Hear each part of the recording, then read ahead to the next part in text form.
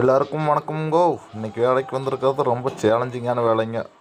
பூரா கட்டடத்து கல் மண்ணை பூரா இடிச்சு உள்ள தள்ளியிருக்கிறாங்கோ. இன்றைக்கி வேலைக்கு வந்திருக்கிற ஊர் அதாங்க மஞ்சள் மாநகரங்க. மஞ்சள் மாநகரம் ஈரோட்டுக்கு தான் வந்திருக்கிறேங்க.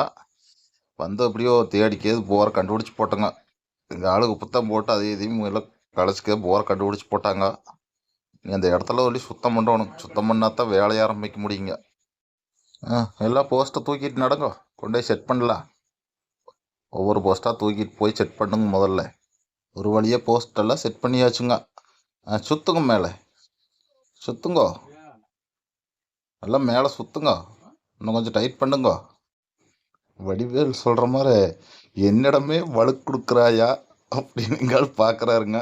இழுத்து இழுத்து பார்க்குறாரு. கொஞ்சம் கூட நகர்ந்த பாடில்லை. இந்த கல் மண் பூரா நல்லா பிடிச்சிருச்சுங்க.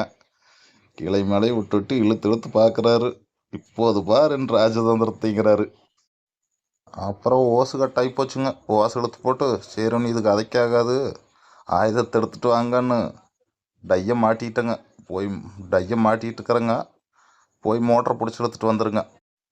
சரி, டையை போய் நிலத்துல முட்டிடுச்சுங்க. நீ அடித்து கல்லை உடைச்சோம்னா தான் மோட்டர் மேலே வருங்க. அதுக்கு தான் போட்டு அடிச்சுட்டு இருக்கிறாங்க.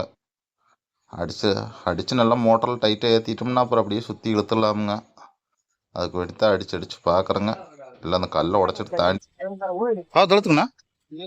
அப்படியே ஒரு பிள்ளைங்க பள்ளியா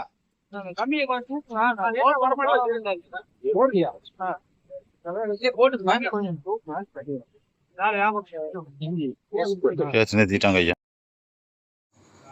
வந்துருச்சுங்க மோட்டர் மேலே. எப்படியோ ஓரி அடிக்க மேலே இழுத்து போட்டோங்க. ரொம்ப சேலஞ்சிங்கான வேலை தாங்க இது. தனக்கு கல்மணுக்குள்ள இந்த மோட்டர் மேலே வந்ததே ரொம்ப பெருசு தானுங்க. எப்படியோ இந்த ஆண்டவன் முகம் முழிச்சு விட்டானுங்க. வேலை முடிஞ்சதுங்க. எல்லோரும் போர்வெல்ல கொஞ்சம் பத்திரமா பார்த்துக்குங்கோ. இதுதான் எங்கள் நம்பருங்க, நோட் பண்ணி வச்சுக்கோங்க. போர்வெல்ல ஏதாச்சும் பிரச்சனைனா கூப்பிடுங்க.